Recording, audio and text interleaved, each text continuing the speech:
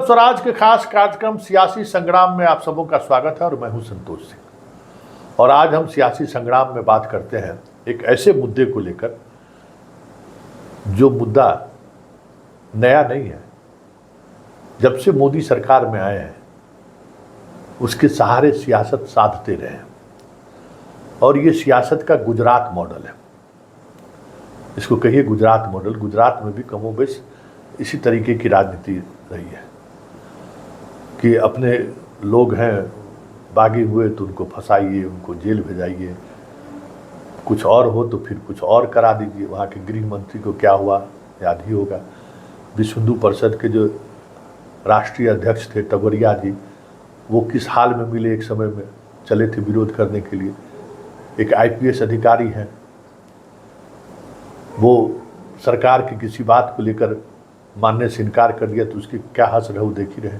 तो ये शैली है इसकी, मतलब राज करने की शैली है कि भाई हम इस तरीके से शैली करेंगे। ये अदा मुगल कालीन शासकों का रहा है, अंग्रेज़ों का रहा है कि भाई हम विरोध का स्वर मुझे बर्दाश्त नहीं है, मतलब डेमोक्रेसी में मेरा भरोसा नहीं है और अगर कुछ ऐसा होता है तो हम उस विरोध को स्थान नहीं दे सकते हैं, उस पर हम कार्रवाई करेंगे और उसके लिए जिस स्तर तक जाना हो सकता है उस स्तर तक हम जाने को तैयार हैं। कोई लोक लज्जा की बात नहीं है, हम कहीं भी जा सकते हैं। तुम अगर हमारे साथ आ गए तो फिर तुमको कुछ नहीं करेंगे, तुम उसी तरीके से जियो। कल ही देखे थे अजीत पवार को लेकर कितना खुश थे। आप बेवजह हमसे इतने दूर थे। अजीत पवार को किस तरीके का भ्रष्टाचार का मसला है।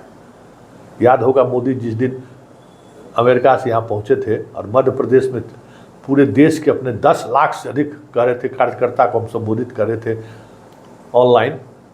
कितना चर्चा किए थे शरद पवार और अजीत पवार पर, क्या क्या नहीं कहे। लेकिन अब वो अपने खेमे में है तो सब कुछ माफ है। खबर आपको मिल ही गई होगी कि अब निशाने पर हेमंत सोरेन है। जो ज़मीन घोटाला हुआ है, वहाँ लगभग 5 एकड़ के ज़मीन का घोटाला हुआ है, उसमें वहाँ के डीसी कमिश्नर जेल जा चुके हैं। 13 लोग अभी तक जेल जा चुके हैं। उसमें कहा यह जा रहा है कि सरकार की ज़मीन थी और उस ज़मीन को, सेना की भी ज़मीन रही है उसमें, उस ज़मीन को ये लोग फर्जी कागज़ बनाकर उसको सेल कर दिए हैं। अब फर्जी कागज़ बनाने में मुख्यमंत्री की क्या भूमिका रही होगी ये तो जानने वाली बात है। हो सकती है कि मुख्यमंत्री के नॉलेज में ये सब हुआ होगा, ये अलग बात है। लेकिन जिस समय ये चुना गया है नोटिस भेजने का 14 अगस्त को, अब बताइए 15 अगस्त को मुख्यमंत्री के झंडोत्तोलन होता है, उसमें पूरी तैयारी होती है। उस दिन शाम में जो है सो कार्यक्रम होता है राजभवन में, उसमें मुख्यमंत्री की उपस्थिति होती है। स्वतंत्रता दिवस के पूर्व संध्या पर कई तरह के सांस्कृतिक कार्यक्रम होते हैं जिसमें मुख्यमंत्री का रहना होता है। 15 अगस्त को मुख्यमंत्री झंडा फहराते हैं, रांची में वो झंडा फहराएंगे और 14 तारीख को आप उनको बुला रहे हैं। ये भी समय की भी बात होती है ना। आप 16 तारीख को बुला सकते थे। 14 तारीख को जिस मुख्यमंत्री को आप बुला रहे हैं और कल स्वतंत्रता दिवस है, उस राज्य की क्या स्थिति होगी, क्योंकि अभी तक आपने ईडी ने जिसको बुलाया उसको आपने गिरफ्तार किया है। और जो खबरें आ रही हैं उस खबर ये भी है कि हेमंत सोरेन की गिरफ्तारी हो सकती है। उस राज्य की क्या स्थिति होगी। सुबह में मुख्यमंत्री को झंडोत्तोलन करना है और उससे एक दिन पहले दिल्ली में आप पूछताछ करेंगे। तो यही गुजरात मॉडल है कि तुम मेरे साथ आओ, नहीं तो हम तुमको ध्वस्त कर देंगे। ये प्रवृत्ति यही है। ठीक है, हेमंत सोरेन ने लूट किया होगा, हो सकता है कि जमीन के मामले में वो भी शामिल हो। राजनीतिक व्यक्ति को सर्टिफिकेट आप नहीं दे सकते हैं कि नहीं हो, लेकिन जिस तरीके से कार्रवाई हो रही है वो कार्रवाई तो कहीं ना कहीं ये सोचने पर लोगों को विवश कर दिया जा रहा है कि टीम इंडिया पर आप चुन चुन कर जो है सो आप कार्रवाई कर रहे हैं। जो आपके खिलाफ में जा रहा है उस पर कार्रवाई कर रहे हैं आप। हेमंत सोरेन पर इससे पहले भी उसकी सदस्यता को लेकर आप लगातार हंगामा कर रहे थे।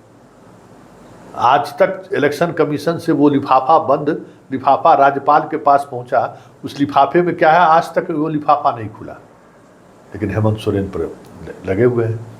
और ईडी की पूरी टीम बिहार में भी कितने दिनों से कैंप कर रही है, फाइल खंगाल रही है। यहाँ भी कल हो सकता है कि किसी घोटाले की बात चर्चा शुरू हो जाए, क्योंकि जो कहा जा रहा था कि संजय मिश्रा को एक खास मिशन की वजह से रोका गया है, और ये जो मिशन है उस मिशन की जिसकी चर्चा विपक्ष के लोग कर रहे थे वो अब दिखने लगा है। उन्हें तो रोका गया कि भाई G20 के लोग आ रहे हैं, भ्रष्टाचार के खिलाफ एक अलग तरीके का होमवर्क हुआ है, उसको लेकर 5वें राउंड में बातचीत है, भारत को उससे फ़ायदा होगा अंतर्राष्ट्रीय स्तर पर, और उसकी जानकारी संजय मिश्रा को है, इसलिए संजय मिश्रा को रहने दिया जाए। कोर्ट में तो सरकार ने यही कही है, लेकिन जो विपक्ष का आरोप था वो आरोप तब दिखने लगा है कि 14 तारीख को हेमंत सोरेन की बुलाहट है, और ऐसे में हेमंत सोरेन की गिरफ्तारी कहा जा रहा है कि तय है। और ये भी चर्चा है कि उससे पहले और कई तरह की चीज़ें कराई जा रही है ईडी से। तेजस्वी भी निशाने पर है, हालांकि तेजस्वी अधिकांश मामलों में जमानत पर है, नया कोई मामला अगर सामने आए तो फिर देखा जा सकता है। लेकिन कारू सिंह और पटना में जो एक लल्लन सिंह के करीबी के यहाँ जो रेड हुआ था, गब्बू सिंह के यहाँ, वो फाइल तो अभी भी नहीं खुला है, और ईडी लगातार उस पर अध्ययन कर रहा है। और रेड हो और कार्रवाई नहीं हो तो ये हो ही नहीं सकता है, तो वो भी अंजाम तक पहुंचेगा, ये भी खबर आ रही है लगातार। तो हेमंत सोरेन के बाद नीतीश पर निशाना है, जो चर्चा है, तो वो भी निशाना पर कहीं नहीं आ जाए। अब देखना यह है कि ये सारी चीज़ें चलती कैसे हैं, ये महत्वपूर्ण चीज़ होगा। जिस तरीके से ईडी की कार्रवाई हो रही है और सवाल खड़े हो रही है, इसका असर क्या पड़ता है, क्योंकि प्रधानमंत्री कल भी बोले हैं कि सारे भ्रष्टाचारी एक जगह हैं, परिवारवाद के लोग, परिवारवादी सब एक जगह है। ये तो खुद वो बोल रहे हैं। अब किसी मामले को लेकर खुद प्रधानमंत्री अगर बयान दे तो फिर जांच एजेंसी पर क्या प्रभाव पड़ेगा? जांच एजेंसी को दबाव पर पड़ेगा ही। भाई प्रधानमंत्री बार बार इन चीज़ों को बात कर रहे हैं कि रेलवे के बदला में नौकरी, नौकरी के बदला में ज़मीन है, तो उसका स्वाभाविक है कि उस पर असर पड़ेगा। तो ये सारी चीज़ें जो सामने आ रही है, और जिस दिशा में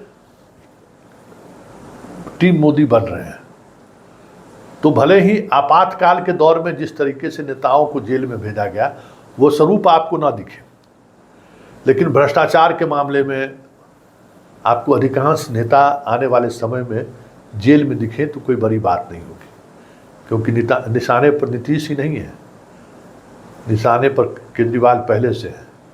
तो ये जो हिंदुस्तान है, उस हिंदुस्तान के जो खिलाड़ी लोग हैं, कोई सचिन तेंदुलकर, कोई वीरेंद्र सहवाग, कोई महेंद्र सिंह धोनी, अपने अपने क्षेत्र में जो स्थानीय छत्रप हैं, मजबूती के साथ बीजेपी को रथ को रोके रखते हैं, वो तमाम लोग धीरे धीरे चले जाएं तो कोई बड़ी बात नहीं है।